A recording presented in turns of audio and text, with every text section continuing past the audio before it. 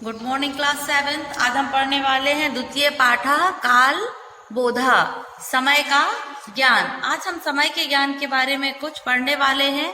समय का ज्ञान किस प्रकार से होता है, देखिए।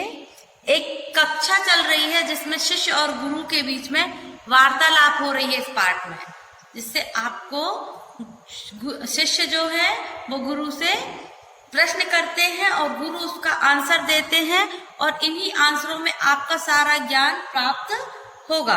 चलिए देखते हैं। शिष्य महोदय, रात्रि दिवसयो विभाजन कथम भक्ति।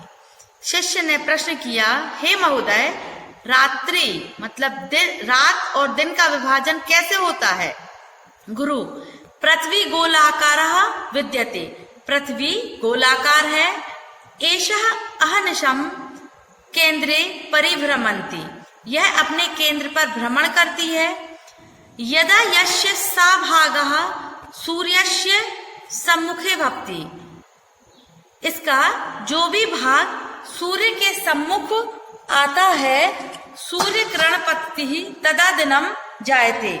सूर्य की किरणें जिस भाग पर पड़ती है वहां पर दिन होता है और जिस भाग पर नहीं पड़ती हैं वहां रात होती है।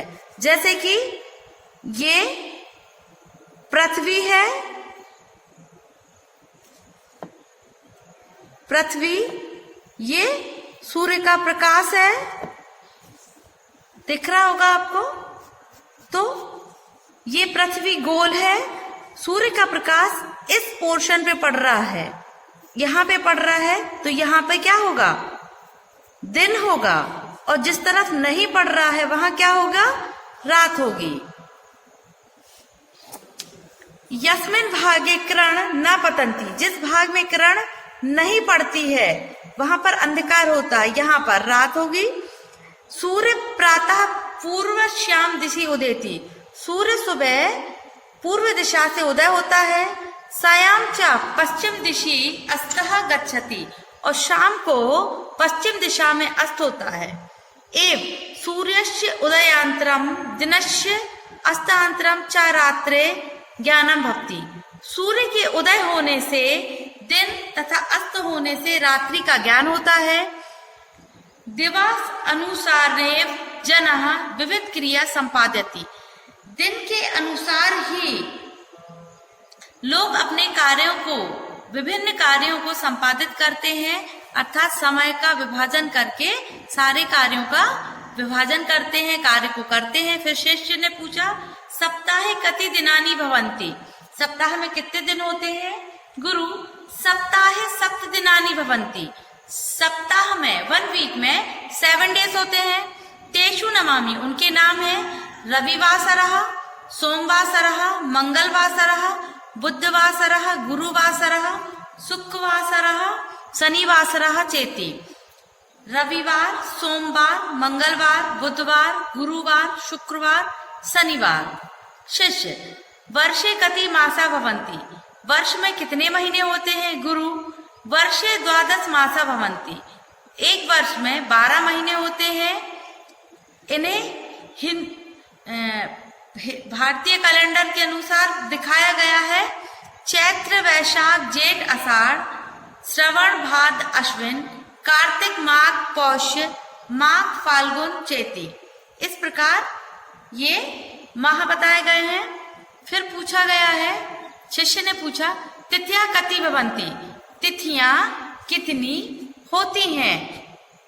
तो गुरु ने उत्तर दिया, प्रतिपक्षे, हर पक्ष में, प्रतिपक्षे तिथियां पंचदशा भवन्ति। एक महीने में 30 दिन होते हैं। इस 30 दिन को 15-15 दिन के अनुसार 2 तिथियों में बांट दिया जाता है। और जो बांटा गया है 15 दिन, उन 15 दिन में प्रतिपदा, द्वितीया, तृतीया, चतुर्थी, पंचमी, षष्ठी, सप्तमी, अष्टमी, नौमी, दसवीं, एकादशी, द्वादश, त्रयोदश, चतुर्दशी, फिर पूर्णिमा आती और फिर अमावस्या। इस प्रकार इन तिथियों को बांट दिया गया है। मासे 2 पक्षौ भवता। एक महीने में 2 पक्ष होते हैं, शुक्ल पक्ष, कृष्ण पक्ष। शुक्ल पक्ष पूर्णिमा, जब पूर्णिमा आती है तो शुक्ल पक्ष होता है, और जब कृष्ण पक्षे च अमावस्या भवति, और कृष्ण पक्ष में जब अंधेरा होता है तो अमावस्या होती है। शुक्ल पक्षे चंद्र क्रमशः वर्धते, शुक्ल पक्ष आने पर चंद्रमा क्रमशः बढ़ता रहता है। पूर्णिमायाम सह पूर्णता प्राप्त होती, और पूर्णिमा को यह पूरा हो जाता है। वह पंचदशा कला भी पूर्ण भक्ति, इस प्रकार वह चंद्रमा जिस दिन पूरा होता है पूर्णिमा के दिन, वह अपनी 15 कलाओं से पूर्ण होता है। कृष्ण पक्षे चाह क्रमशः क्षयम प्राप्त होती, कृष्ण पक्ष में क्रमशः वह क्षय को प्राप्त होता है। प्रतिदिनम तस्य एका कला क्षीयते, और प्रतिदिन उसकी एक एक कला, मतलब पूर्णिमा आने पर एक एक कला प्लस हो जाती है, और अमावस्या आने पर माइनस हो जाती है, मतलब कि चंद्रमा घटता जाता है। ठीक है। अमावस्या सा पूर्ण रूपेण लुप्त भक्ति, और अमावस्या वाले दिन में वह पूर्ण रूप से लुप्त होता है।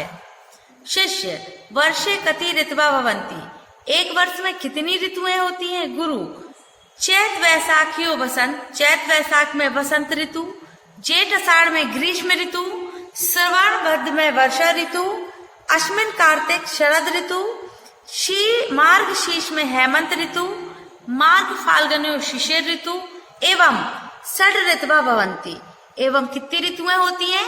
6 ऋतुएं होती हैं। एकादशतः विंशति पर्यंत संख्या गणना है। इस प्रकार से अब हम 11 से 20 तक की संस्कृत में संख्याओं की गणना करेंगे, जो कि इस प्रकार से है। शिष्य ने बोला आम, ठीक है। अब शिष्य काउंट करते हैं, गिनना शुरू करते हैं। एकादश, द्वादश, त्रयोदश, चतुर्दश, पंचदश, षोडश, सप्तदश, अष्टदश, नवदश, विंशति। 11, 12, 13, 14, 15, 16, 17, 18, 19, 20, इस प्रकार से ये 20 तक की संख्याएं गिनी। गुरु साधु वत्स, बहुत अच्छे वत्स, सम्यक उक्ता, सही कहा। इस प्रकार से गुरु ने शिष्य को शाबाशी दी, और आज हमने दिन रात पृथ्वी पे प्रकाश कैसे आता है इन सब के बारे में पढ़ा। इस वीडियो को आप बार बार देखें, पाठ को समझें, क्योंकि इसी चैप्टर में आपको इसके आंसर भी मिलेंगे। Thank you.